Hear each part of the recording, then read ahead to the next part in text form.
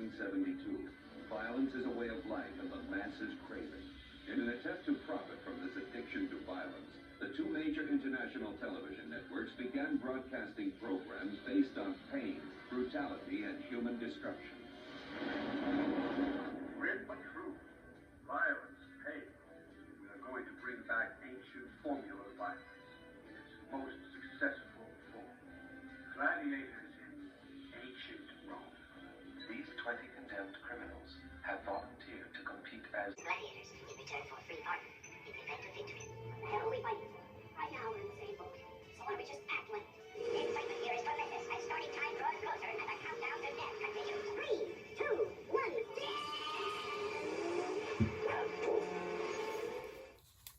Hey, what's up guys? Mr. Dan here. Welcome back to the channel. Welcome back to another film review. This week we're going to take a look at a Troma release of a Lucio Fulci film. Certainly not one of his more well-known or I don't think well-liked films. A film that I guess, judging from what Lloyd Kaufman was, how he was introducing it in the beginning, maybe hadn't had a wide release at one point, but then about 20 years after it came out, I think it came out in '84, Troma put it out. So this release has all the trappings of a Troma release. There's some pictures on here of some strange people that I don't recognize from the movie at all. And they're also comparing it to Gladiator and The Running Man, which is a little funny. And when you press play, there's Lloyd Kaufman. I mean, you can't get away from the guy. He's on the street talking about reintroducing the movie. And hey, I'm glad that they did. You know, I'm glad that companies like, Troma and even Wild Eye will, in addition to producing their own movies, will take other movies from foreign markets and release them in the United States and perhaps elsewhere. So this is a strange one. It's a strange one. Plot-wise, there's some similarities between movies like Death Race 2000, The Running Man, the Schwarzenegger film, not so much the Stephen King story, which is being made into a film as we speak. The movie Fortress, the Stuart Gordon film, maybe a few other films. Hey, there may be some original ideas in here. It's almost hard to tell. But when they were talking about the future of television, the future of computer technology, the future of like a possible police state and the connection between governments and entertainment, give them bread and circuses, that kind of a thing. They may have stumbled on some original ideas in here, but it's almost hard to tell, if they did that or we're borrowing from other films. For example, in Fortress with Christopher Lambert, there's something called an intestinator that the prisoners have in their intestines, and if you try to leave the compound, it explodes. Something that Stuart Gordon would come up with. Well, here in this film, they have a bracelet. It's just a bracelet. But if you try to leave the compound or the designated area, you get disintegrated. And if you tamper with it, you can get disintegrated. So essentially, they frame a guy, and he's played by an American actor. I wasn't sure, because, a lot of the voices sound dubbed. Jared Martin, I guess he was on the War of the Worlds TV show, and also Dallas. I'd probably seen him in a dozen TV shows in the 80s and 90s, but didn't really know who he was. They kind of frame him for murder so they can throw him in jail and then use him for this fight to the death type of TV show. And they also explore like brain implants a little bit, which was interesting because there's a rival network where they're torturing you. Like they show this woman on a slab and it's like a pit and a pendulum deal where the blade is coming closer and closer, and there's a pretty decent effect when it finally cuts her. But that's all in her mind. Then they show her, she's strapped to a table and she's got some like a VR implant. That was kind of clever in a way. But this is a very kind of a quaint movie.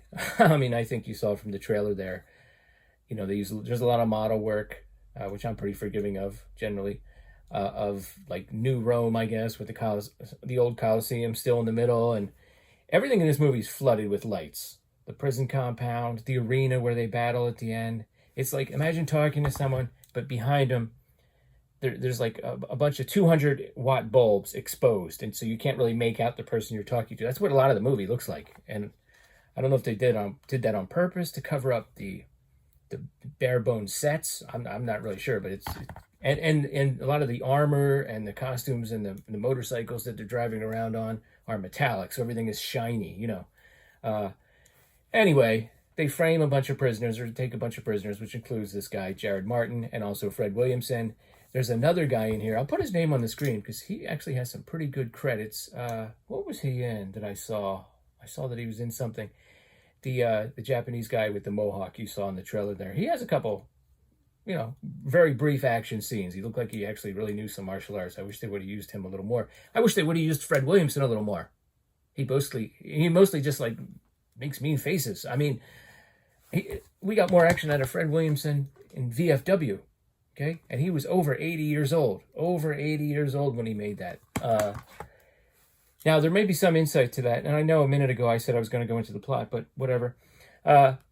Coincidentally, I was watching an interview on the Mystery Science Theater YouTube channel. And to their credit, what they've been doing is they've been going back and they're allowing people that have been associated with some of their films, Puma Man, etc., to do interviews. And some of them, are pretty critical of the treatment that they gave them on Mystery Science Theater. Some of them kind of laugh it off, but they let everyone say what they want to say.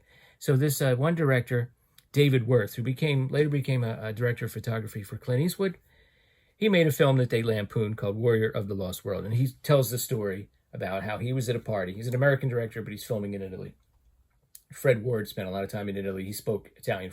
Fred Williamson, made a lot of films in Italy. Spaghetti westerns, these kind of post-apocalyptic films. He spoke Italian fluently, so he's very comfortable there. So he actually was at a party. I think that's what he said. And Fred Williamson came up to him and said, "Hey, I hear you're making a movie. Can I be in it?" So he said, "Sure. You're Fred Williamson after all. Former NFL player, action star." So the script was completed, but he wrote him into the movie. So that kind of might give you a little bit of an insight into, Mr. Williamson's desire to just kind of stay in Italy and be in movies. Some of them were pretty good. Some of the spaghetti westerns, you got to see him do some action in some of them. But in this film, I wish we could have seen him do a little, be in some more action sequences. Actually, all around, the action was okay. So you got these guys, they throw the new guy in there, he gets picked on, he eventually stands up for a guy that gets beaten up, his prison bully. So it's almost like 20 minutes of a prison movie, just in the future. Then the prisoners unite, they try to escape, the little bracelet rings, they come out and they freeze them in some electrical field, a really bad effect. Then they have them hanging on pull-up bars and the floor will electrocute them.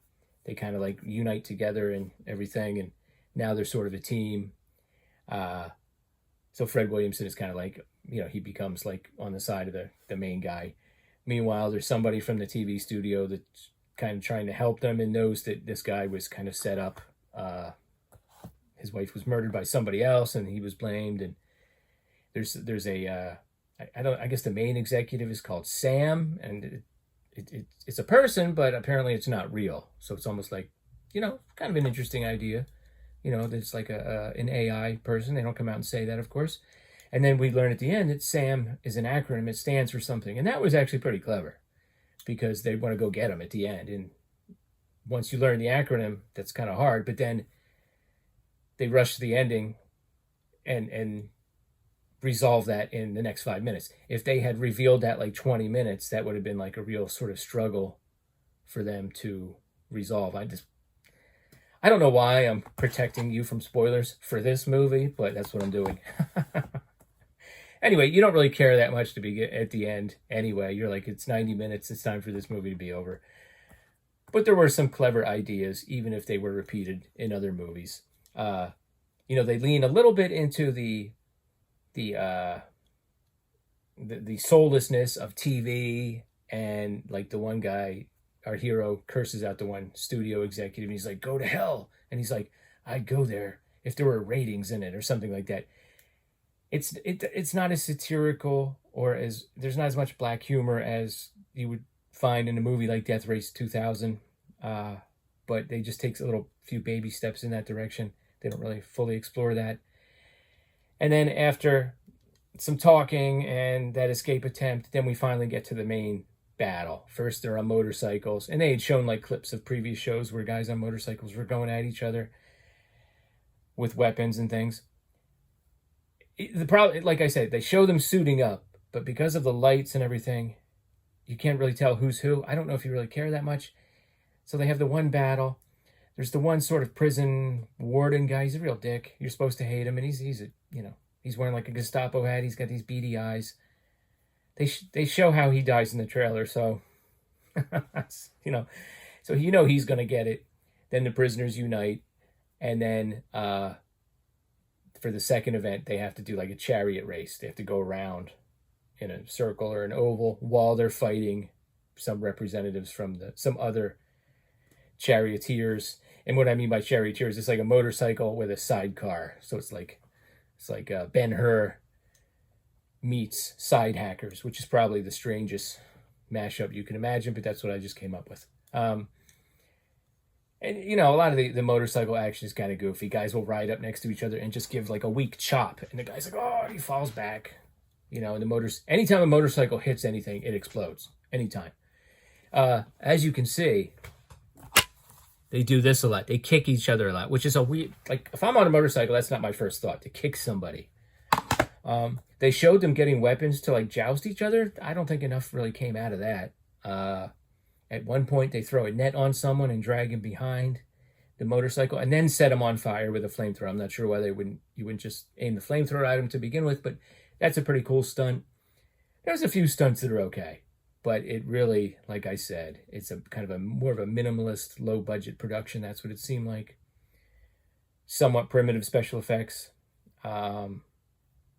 You know, everybody seemed to try a decent amount in the film. Like I said, I wish they could have unleashed Fred Williamson a little more, for sure. The special features are weird. I thought, well, maybe the release will make up for it, because for special features, it says Gladiator goodies, and then they got like an interview with Fulci's daughter, an interview with Argento about Fulci, some footage from a festival in Italy that Robert Englund was at. So you can barely hear Robert Englund. There's so much background noise. Argento speaking kind of broken English. There's a lot of background noise. Fulci's daughter has some interesting things to say. She's very thankful that Troma released her dad's film.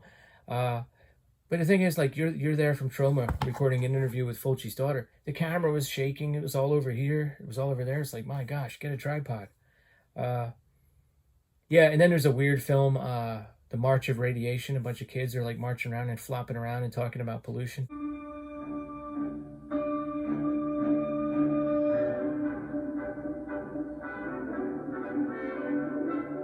Weird. I didn't get that at all. Then there's like an infomercial. I guess it's like I guess they were actually selling jewelry, Troma, so you can get like a Toxic Avenger nipple ring if you were so inclined. But they had it like dressed up like an old school infomercial from the 80s or 90s. It was, you know, it's actually pretty funny to watch. But yeah, the special features weren't quite enough to make the whole release worth it. Kind of a one and done, I guess is what I'm saying. The new Gladiators. I don't know who any of these people are on the cover. It's a little weird.